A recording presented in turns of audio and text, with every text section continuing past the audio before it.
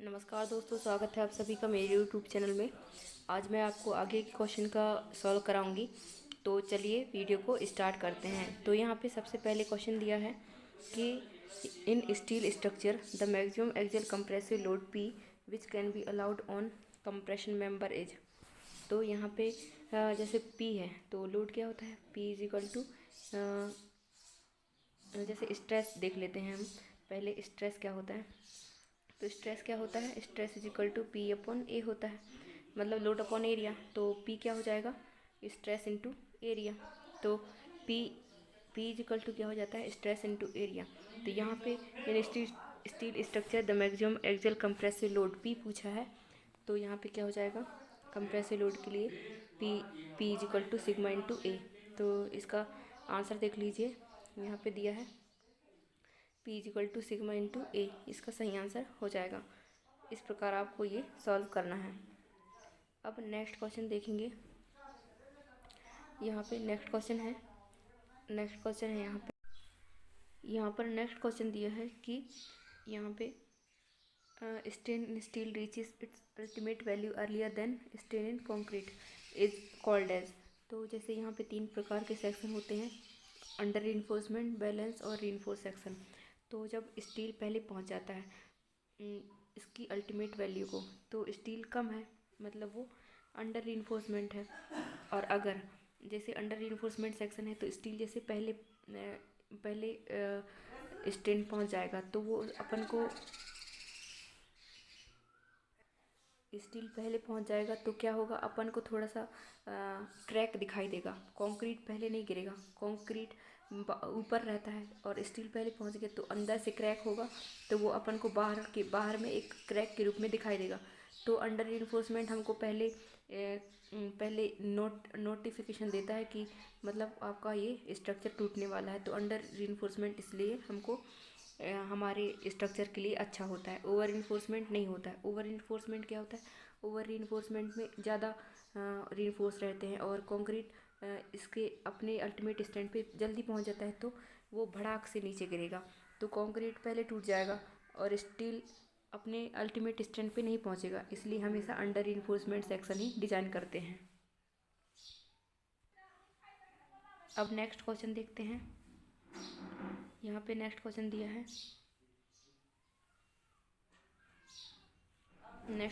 है, यहाँ पे granite and rhyolitic are example of which of the following. तो ग्रेनाइट और रियोलोटिक किसके एग्जाम्पल हैं, इग्नियस रॉक के। ये इग्नियस रॉक के एग्जाम्पल हैं। अब नेक्स्ट क्वेश्चन देख लेते हैं। नेक्स्ट क्वेश्चन है यहाँ पे, नेक्स्ट क्वेश्चन दिया है in a road estimate the earthwork is estimated for खालिस्तान lead for distance and blank lift for height. तो देखिए लीड क्या होता है, लीड होता है हॉरिजॉन्टल डिस्टेंस, जैसे ये हॉरिजॉन्टल जितना जा रहे हैं तो ये लीड हो गया। और जैसे लिफ्ट क्या होता है, ये वर्टिकल डिस्टेंस होता है, तो लिफ्ट ये हो गया, तो लिफ्ट ये हो गया और लीड ये हो गया। तो क्या होता है, लीड क्या कहेंगे, जैसे कि हमको किसी कंक्रीट को ले जाना है, इतनी दूरी पे इसको हॉरिजॉन्टली ले जाना है, तो ये कितने मीटर तक अच्छा होगा, ये 30 मीटर तक अच्छा होगा। 30 मीटर के बाद हमको लेबर का एक्स्ट्रा चार्ज लगाना पड़ेगा। और लिफ्ट देख लीजिए, जैसे लिफ्ट है तो जैसे कंक्रीट है, कंक्रीट मिक्सचर को हम मसाले को ऊपर ले जा रहे हैं, तो ये 1.5 मीटर तक ही इकोनॉमिकल है, बाकी के लिए हमको लेबर चार्ज लगेगा। तो इसके सही आंसर होगा 30 मीटर लीड और 1.5 मीटर लिफ्ट। तो इसका सही आंसर क्या हो जाएगा, 30 मीटर लीड हो जाएगा और 1.5 मीटर लिफ्ट हो जाएगा।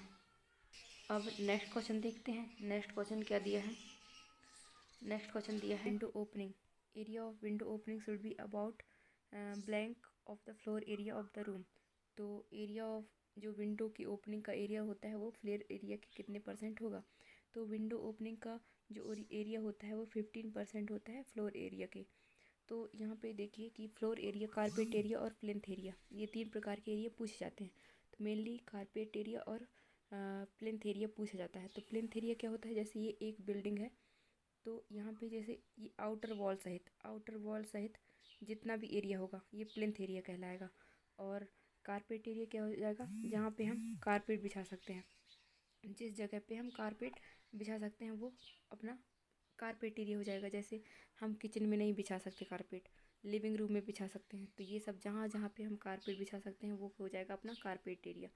प्लिंथ एरिया हमेशा कारपेट एरिया से बड़ा होगा क्योंकि इसमें वॉल भी इंक्लूड हो रहे हैं। तो प्लिंथ एरिया कारपेट एरिया से 10 या फिर 10 to 20% हायर होता है। तो इस प्रकार इसका सही आंसर क्या हो जाएगा, 15% इसका सही हो जाएगा। अब यहाँ पे नेक्स्ट क्वेश्चन देखेंगे।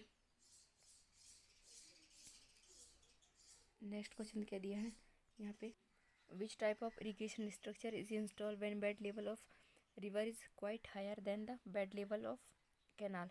तो यहाँ पे जैसे यहाँ पे समझ लेते हैं, यहाँ पे हम क्रॉस ड्रेनेज वर्क को समझ लेते हैं। पहला क्या होता है, जब कैनाल ऊपर होता है ड्रेन के, तो जब कैनाल ऊपर होता है ड्रेन के तो दो स्ट्रक्चर बनते हैं। जब कैनाल का बेड लेवल बहुत हायर रहता है रिवर के बेड लेवल से, तो कैनाल का लेवल जब बहुत हायर रहेगा रिवर के बेड लेवल से, तो वो क्या कहलाएगा, एक्वाडक्ट।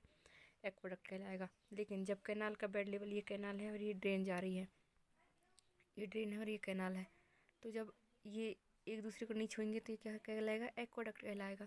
और दूसरा क्या कहलाएगा, जब ये इसका जो बेड लेवल है इससे छुएगा तो ये क्या कहलाएगा, साइफन एक्वाडक्ट। अब दूसरा स्ट्रक्चर क्या होता है, दूसरा जब ड्रेन ऊपर जाता है और कैनाल नीचे रहती है, तो ड्रेन ऊपर रहता है और कैनाल नीचे रहती है, तो जैसे यहाँ पे ड्रेन का bed level quite higher than canal के बेड लेवल से, तो ये फ्रीली मूव करेंगे, फ्लो होंगे, तो ये क्या कहलाएगा, सुपर पासेज। लेकिन जब इसका बेड लेवल और इसका बेड लेवल जब टच करेगा तो यहाँ पे हमको कुछ देना पड़ेगा ताकि अच्छे से वाटर फ्लो हो, तो ये क्या कहलाता है, कैनाल साइफन। ये इस प्रकार ये तो, लेकिन यहाँ पे दिया है क्वेश्चन में कि which type of irrigation structure is installed when bed level of river is quite higher than bed level of canal. तो बेड लेवल ऑफ रिवर कितना है, हायर है, और ये इसको नहीं छू रहा है, क्वाइट हायर है, तो ये सुपर पैसेज कहलाएगा। तो इसका सही आंसर क्या हो जाएगा, सुपर पैसेज। तो इसका सही आंसर क्या है, सुपर पैसेज का सही आंसर है। दोस्तों यहाँ पे अगला क्वेश्चन देख लीजिए। अगला क्वेश्चन है कि which of the following is used as standard orifice. तो ऑरिफाइस किसके लिए यूज होता है, ऑरिफाइस यूज होता है अपना एक डिस्चार्ज मेजरमेंट के लिए। तो डिस्चार्ज मेजरमेंट के लिए कैसा वाला यूज होता है, शार्प एज्ड ऑरिफाइस, मतलब जो मतलब कि जिसके जो किनारे होंगे वो मतलब तीक्ष्ण होंगे, तो शार्प एज ऑरिफाइस यूज होता है। तो स्टैंडर्ड ऑरिफाइस के लिए शार्प एज्ड ऑरिफाइस यूज होता है। तो इसका सही आंसर क्या हो जाएगा, शार्प एज ऑरिफाइस। अब अगला क्वेश्चन देख लीजिए। यहाँ पे अगला क्वेश्चन है, यहाँ पे अगला क्वेश्चन दिया है कि which of the following fluid is incompressible and having no viscosity. तो जो जिसका कोई विस्कोसिटी नहीं होता है और इनकम्प्रेसिबल होता है वो फ्लूइड क्या कहलाता है, वो आइडियल फ्लूइड कहलाता है, जिसमें ना ही कंप्रेसिबल ना इनकम्प्रेसिबल होगा वो, और विस्कोसिटी भी नहीं होगी। विस्कोसिटी क्या होती है, viscosity is a property by which flow is resistance by any force, मतलब जैसे फ्लो हो रहा है तो उसके अपोजिट में जैसे फोर्स लग रहा है तो उसके फ्लो को वो रेजिस्ट करेगा, वो विस्कोसिटी होता है। विस्कोसिटी के लिए एक formula Newton's law of viscosity होता है, जिसमें म्यू इज इक्वल टू, यहाँ पे mu is equal to D U into D Y होता है। तो ये वाला फार्मूला आपको याद होगा विस्कोसिटी का, तो आप ये जान सकते हैं। तो जिसमें ना ही विस्कोसिटी होगी ना ही कंप्रेसिबल होगा वो, तो वो कौन सा फ्लूइड कहलाएगा, आइडियल फ्लूइड कहलाएगा। इस प्रकार इसका सही आंसर क्या हो जाएगा, आइडियल फ्लूइड। उसके बाद यहाँ पे नेक्स्ट क्वेश्चन देखते हैं। नेक्स्ट क्वेश्चन दिया है कि which of the following is done in case of building new work underneath the existing structure without disturbing the stability. जैसे एक स्ट्रक्चर बना है, इसको बिना डिस्टर्ब किए उसको मेंटेनेंस के लिए या फिर रिपेयर के लिए किस मेथड का यूज होता है, तो ये दिया है। तो इसमें हमेशा अंडरपिनिंग का यूज होता है, आप इसको ध्यान रखिएगा। तो इसका सही आंसर क्या हो जाएगा, अंडरपिनिंग। तो इसका सही आंसर क्या है, अंडरपिनिंग का सही आंसर हो जाएगा। तो यहाँ पे इसका सही आंसर क्या दिया है, अंडरपिनिंग इसका सही आंसर दिया है। अब यहाँ पे नेक्स्ट क्वेश्चन देखिए। नेक्स्ट क्वेश्चन क्या दिया है, नेक्स्ट क्वेश्चन दिया है यहाँ पे कि plywood is specified by which of the following. तो प्लाईवुड आप घरों में या फिर टेबल कुर्सी को यूज होता है तो वो आप देखे होंगे। तो प्लाईवुड किससे स्पेसिफाई होता है, मतलब ये किसके द्वारा निर्दिष्ट किया जाता है। तो ये इसकी मोटाई थिकनेस के आधार पर इसको बताया जाता है कि ये प्लाईवुड इतना है, इतने सेंटीमीटर का है, इतना इसकी खासियत है। तो आप देखे होंगे कि ये इसको ऐसा बताया जाता है। तो थिकनेस के आधार पर उसको स्पेसिफाई करते हैं प्लाईवुड को। इस प्रकार इसका सही आंसर क्या हो जाएगा, थिकनेस इसका सही आंसर हो जाएगा। जैसे जैसे प्लाईवुड में एक क्वेश्चन और पूछता है कि प्लाईवुड में या फिर किसी भी चीज़ में इसका स्ट्रेंथ कब सबसे ज़्यादा होगा। तो जैसे ये पैरेलल है, मतलब लॉन्गिट्यूडनल है, और ये ट्रांसवर्स है। तो पैरेलल साइड में इसका स्ट्रेंथ ज़्यादा होगा, ये वाले क्वेश्चन पूछे जाते हैं। तो पैरेलल में इसका स्ट्रेंथ ज़्यादा होता है। तो ये आप ये क्वेश्चन ध्यान रखिएगा। इस प्रकार इसका सही आंसर तो थिकनेस हो जाएगा। अब यहाँ पे नेक्स्ट क्वेश्चन देखते हैं। नेक्स्ट क्वेश्चन यहाँ पे दिया है कि poise is a unit of. तो poise is a unit of which of the following. तो पॉइज आप विस्कोसिटी पढ़े होंगे। तो विस्कोसिटी में दो यूनिट होते हैं, एक पॉइज होता है, एक स्टोक्स होता है। तो पॉइज जो है वो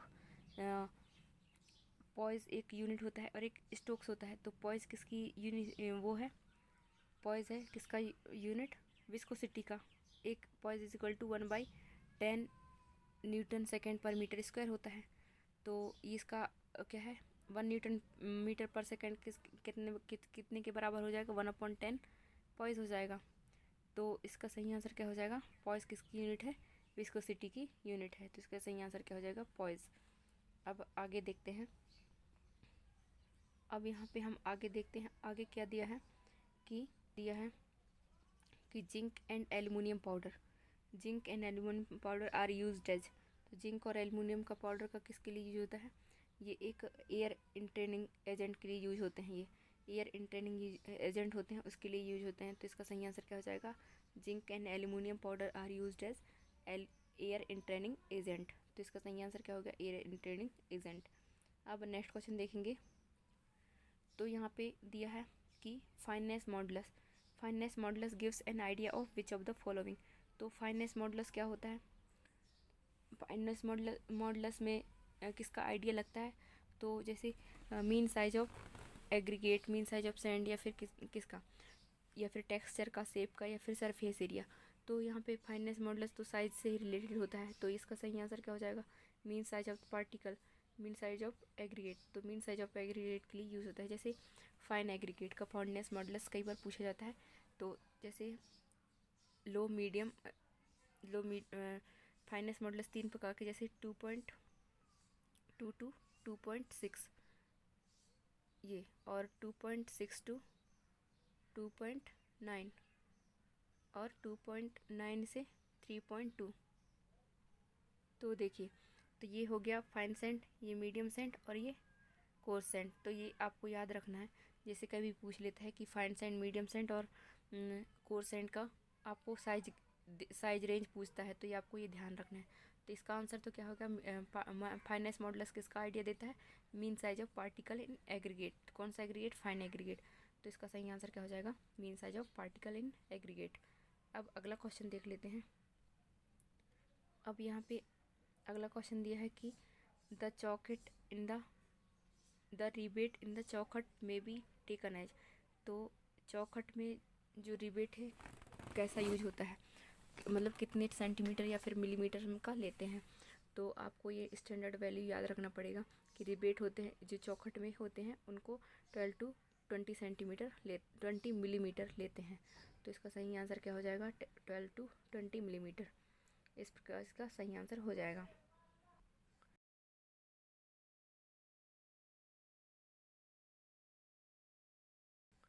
अब यहाँ पे अगला क्वेश्चन देख लीजिए। अगला क्वेश्चन दिया है कि the ratio of power developed by the runner to the net power supplied by the water at the entrance of turbine.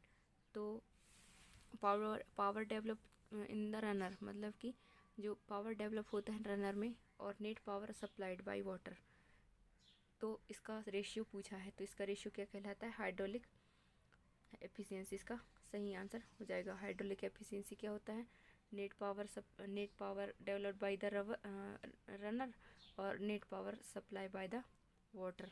तो इसका सही आंसर क्या हो जाएगा? हाइड्रोलिक इफिशियंसी इसका सही आंसर हो जाएगा।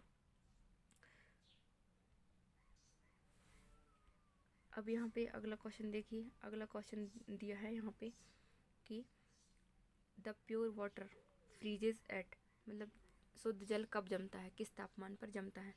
तो हम जानते हैं कि ये 0 डिग्री सेल्सियस पर जमता है। और उबलता कब है? जब 100 डिग्री सेल्सियस हो जाता है, जब वाटर का टेम्परेचर, तब ये उबलने लगता है। तो जमता कब है? 0.0 डिग्री सेल्सियस पे। और उबलता कब है? 100 डिग्री सेल्सियस पे। तो जमता है कब? 0 डिग्री सेल्सियस पे। इस प्रकार इसका सही आंसर हो जाएगा।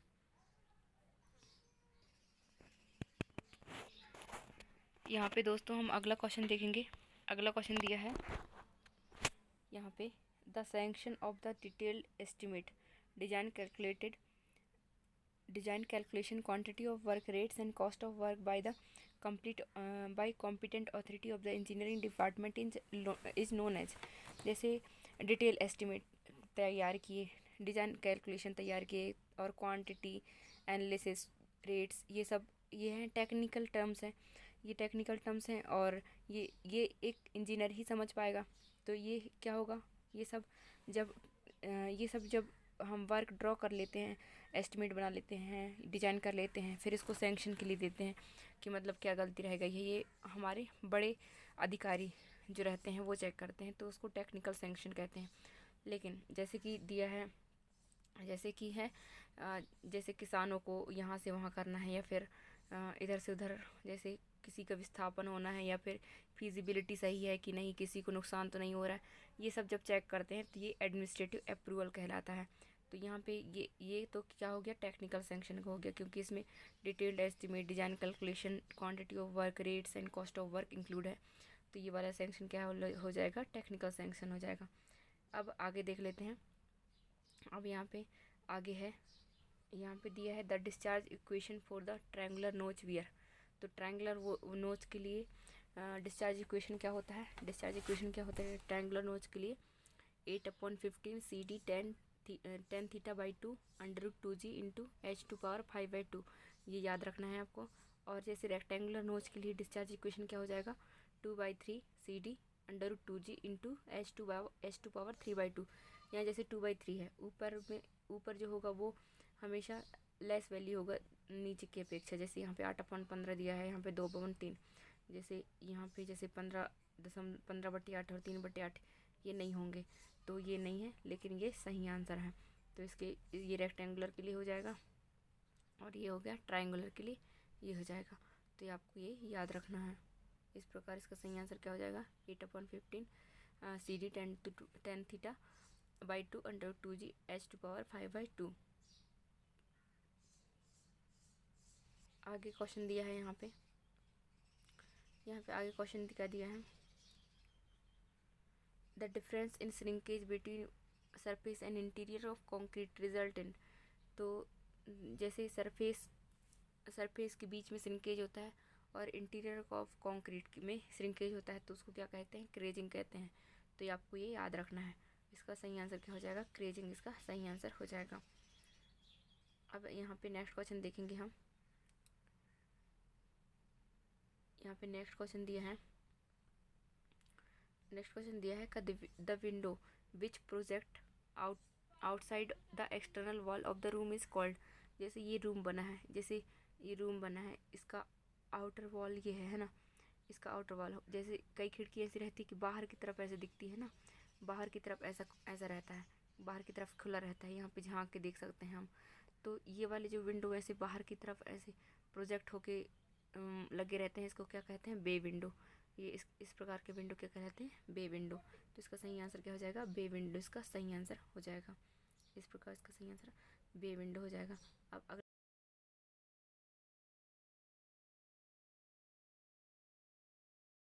अगला क्वेश्चन देखेंगे। यहाँ पे अगला क्वेश्चन दिया है कि the efficiency of the riveted joint. तो एफिशिएंसी ऑफ रिवेटेड जॉइंट क्या होता है? देखिए, अपन को ये रेशियो क्या होता है, रेशियो ऑफ बेरिंग और शेयरिंग स्ट्रेंथ ऑफ रिवेट, और अपॉन में क्या होता है, स्ट्रेंथ ऑफ प्लेट। तो बेरिंग और शेयरिंग रेजिस्टेंस, बेरिंग रेजिस्टेंस क्या होता है, D0 इंटू टी, और बेरिंग कैपेसिटी है ना। और शेयरिंग रेजिस्टेंस क्या हो जाएगा, sharing resistance pi by four into D0 का स्क्वायर इंटू टी, D0 का स्क्वायर इंटू टी, है ना। तो ये इसका शेयरिंग रेजिस्टेंस और ये बेरिंग रेजिस्टेंस जो इसमें मिनिमम होगा वो इसकी स्ट्रेंथ ऑफ रिवेट हो जाएगा, और अपॉन में सॉलिड प्लेट का strength of solid plate.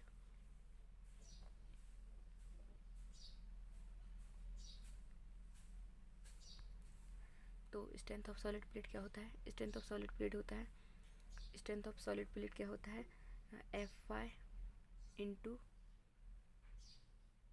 AG upon में 1.1। तो इसका स्ट्रेंथ ऑफ सॉलिड प्लेट ये हो जाएगा। तो मिनिमम ऑफ बेरिंग और sharing resistance of riveted upon में स्ट्रेंथ ऑफ सॉलिड प्लेट इसका सही आंसर है। तो इसका सही आंसर क्या हो जाएगा, एफिशिएंसी ऑफ रिवेट जॉइंट क्या हो जाएगा, एफिशिएंसी ऑफ रिवेट जॉइंट क्या हो जाएगा, यहाँ पे देखिए length of solid plate upon diameter of rivet, ये गलत है ना। अब यहाँ पे है strength of solid plate upon strength of riveted joint, ये अपोजिट दिया है तो ये भी गलत है। यहाँ पे क्या है, strength of riveted joint upon strength of solid plate. तो इसका सही आंसर ये हो जाएगा, स्ट्रेंथ ऑफ रिवेटेड जॉइंट और अपॉन में स्ट्रेंथ ऑफ सॉलिड प्लेट। तो इसका सही आंसर क्या हो जाएगा, ऑप्शन नंबर 3 इसका सही आंसर हो जाएगा। इसका सही answer strength of solid plate upon strength of riveted joint और अपॉन में स्ट्रेंथ ऑफ सॉलिड प्लेट का सही आंसर हो जाएगा।